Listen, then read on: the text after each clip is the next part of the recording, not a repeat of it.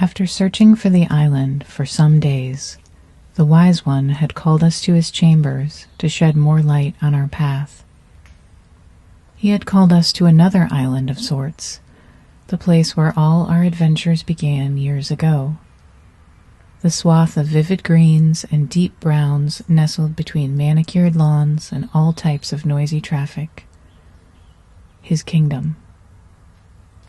So close to home, surrounded by the rushing, throbbing sounds of our life and times, so the story goes.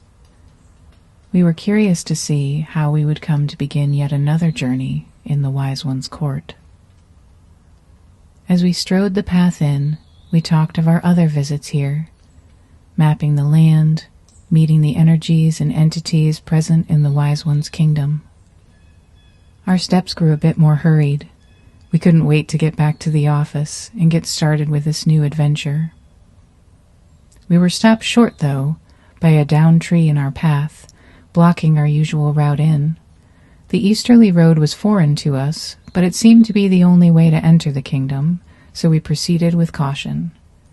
As we stepped through the gates, we smiled. Even on a strange path, this place felt like home. We spotted precious stones and herbs, beautiful members of the Wise One's court, with their eyes shining and skin glistening, surrounding us. And someone new. A guardian of the guardians, it seemed. A friend to all in the kingdom, even those black-capped, yellow-headed jerks. And our usher back to the fold. Nadiella, with her dark eyes and warm energy that welcomed us in. We inquired about the history of the land, who laid claim to it, and how it came to be. While we saw it as the Wise Ones, there is always more at play than meets the eye, especially when it comes to death and taxes.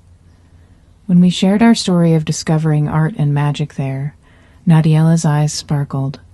It was clear she wasn't new. Our paths just hadn't crossed before. She was well aware of the magical secrets hidden here. We promised our new friend we'd meet again, before stepping out into the sunshine. We walked slowly past a group of men with long beards, searching the ground, heads bowed, brows wrinkled with concentration. Not unlike the men I noticed wandering the grounds of our first portal in Chapter 1. Perhaps there was a connection there. To our right, the King's Royal Guard kept watch, giving us little more than a squint and a nod. Clearly we were still known here after all this time, and the stoic guards were no greater a fan of our antics. As we crossed the drawbridge, it was as if one of the wizard's beloved magnets had slid into place, pulling us along. We set our course for the Wise One. His call sounded softer than usual, beleaguered in some way. We hurried on.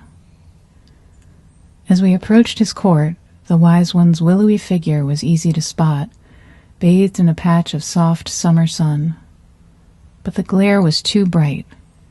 Unlike on our previous visits, when he'd sported just small cuts and bruises from his adventures, the Wise One was now badly hurt.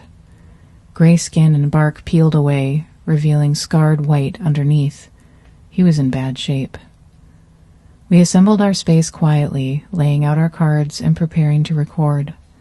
The wizard rigged up one of his romantic engineering machines and tilted the mic in the Wise One's direction. First out was obsidian, the deep black stone of protection and grounding. Formed by cooling lava, it encapsulates the intense explosive energy of the volcano. This place is safe. We are protected. We'd spent the week ensuring that with crafting talisman, so clearly we were on the right track there. Next came Zerlavisa, the trailblazer sigil, closely resembling railroad tracks. She taps into the adventurous nature of Sagittarius and the mystical moon in tarot. Perhaps our journey wouldn't be so clear-cut after all. As I turned the third card, there I met Firamar again, the steadfast pine tree that had shown up in our last adventure, pointing us to the Wise One in the first place. He would be part of our next journey as well. The tarot whispered to us of new opportunities in the Ace of Serpents, sacrifice from the Hanged Man, and the Strength card, reminding us that we already have everything we need to succeed within ourselves. I took out the wizard's homemade geomancy roller, using my palms to roll it back and forth as I thought about the path ahead. I tossed the wooden roller down, and it locked into place on 2112. Silver, black, black, silver. Active water and air. Sound, emotion, ebb and flow, filling all the empty spaces. The figure of conjunctio, the crossroads. The reading would end there, too, with conjunctio as the judge and populace the sentence.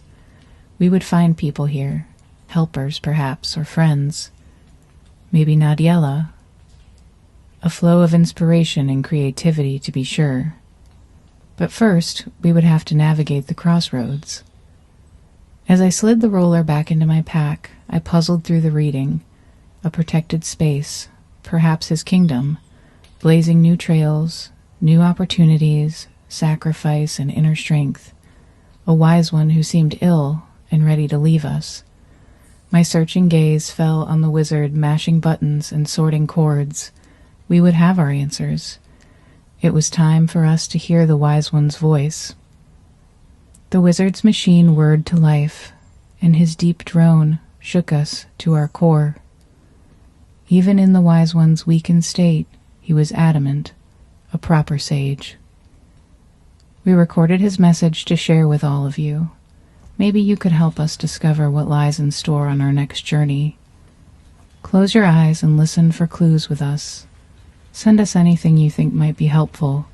Our mailbox is always open.